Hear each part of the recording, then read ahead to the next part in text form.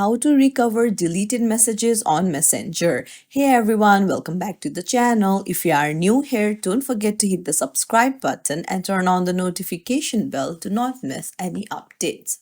So let me tell you that after you have unsent the message, then you won't be able to recover it. But I think deleted in your case means archived. So I'll show you how to recover the accidentally deleted slash archived messages on the Facebook Messenger. So let's dive right in. Go to your Messenger and then I'll show you how the archive happens. So you'll need to swipe the conversation to the left and there you'll find archive option.